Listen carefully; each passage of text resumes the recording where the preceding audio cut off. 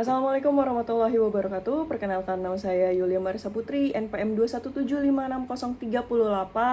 dari Program Studi Perjalanan Wisata. Di sini saya akan menjelaskan terkait pemasaran pariwisata dari mata kuliah Kapita Selekta.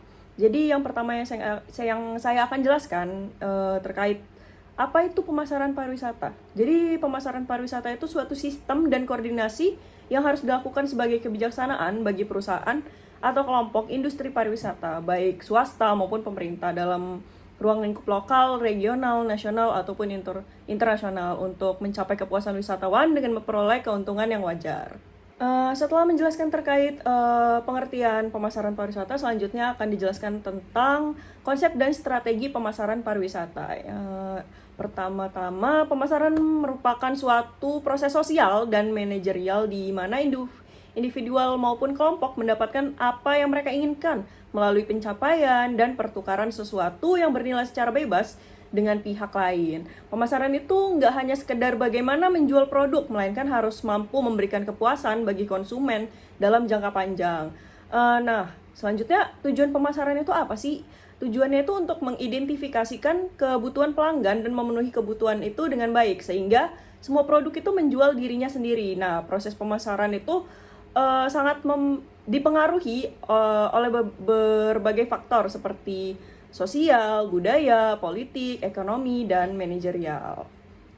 Next, kita bicara pada bagian promosi. Nah, promosi itu pada hakikatnya adalah suatu komunikasi pemasaran, artinya aktivitas pemasaran yang berusaha menyebarkan informasi, mempengaruhi atau membujuk, dan ataupun mengingatkan pasar sasaran atas produknya agar mereka itu bersedia menerima, membeli, dan loyal pada produk tersebut gitu yang ditawarkan perusahaan. Next, pada prinsipnya promosi itu adalah memperkenalkan ataupun menginformasikan kepada konsumen adanya produk baru yang mengharapkan ataupun diharapkan konsumen itu akan terpengaruh ataupun terbujuk sehingga beralih ke produk tersebut. Nah, pada tahap berikutnya itu untuk upayanya itu untuk mengingatkan konsumen agar tetap loyal di tengah banyaknya kompetitor akan produk-produk baru ataupun produk lama lainnya, seperti itu. Next, kita bicara tentang promosi apa sih yang lebih efektif untuk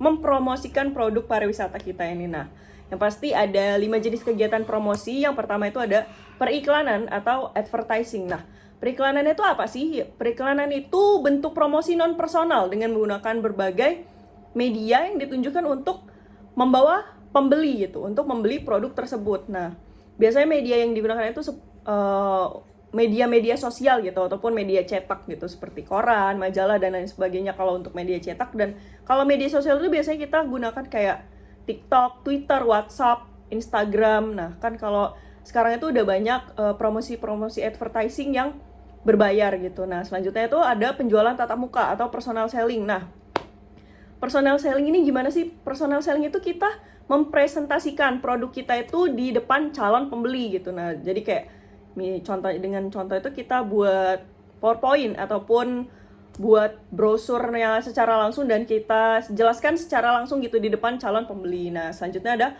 publisitas atau publicity.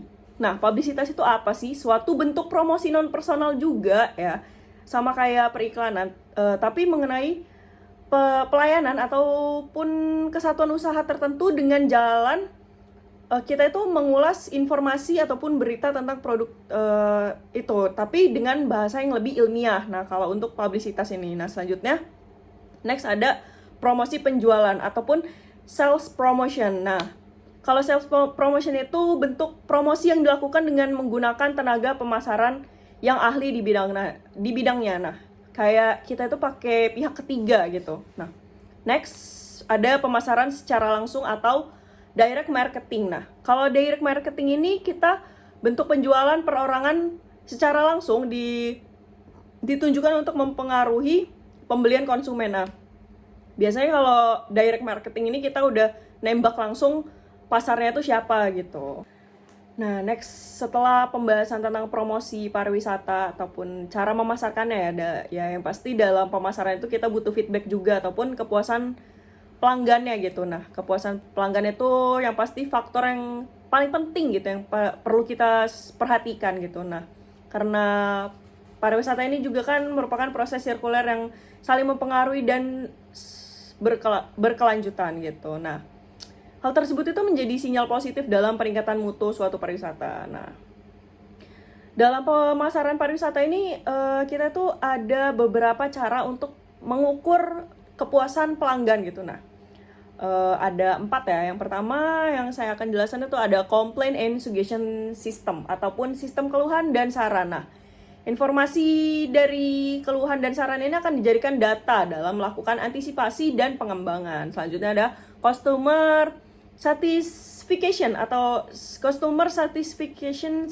survey ataupun survei kepuasan pelanggan. Nah, tingkat keluhan konsumen ini dijadikan data dalam mengukur tentang kepuasan. Nah, selanjutnya ada go shopping atau pembeli bayangan. Go shopping ini dengan mengirimkan orang untuk melakukan pembelian di perusahaan orang lain maupun di perusahaan sendiri untuk melihat jelas keunggulan dan kelemahan pelayanannya gitu sih. Kalau next yang terakhir itu ada lost customer analysis, itu analisis pelanggan yang beralih. Nah, yaitu kontak yang dilakukan kepada pelanggan yang telah beralih pada perusahaan lain untuk dilakukan perbaikan kinerja dalam meningkatkan kepuasan. Nah, gitu sih. Untuk penjelasan terkait pemasaran pariwisata mungkin cukup sampai sekian di sini aja. Saya akhiri. Wassalamualaikum warahmatullahi wabarakatuh. Terima kasih.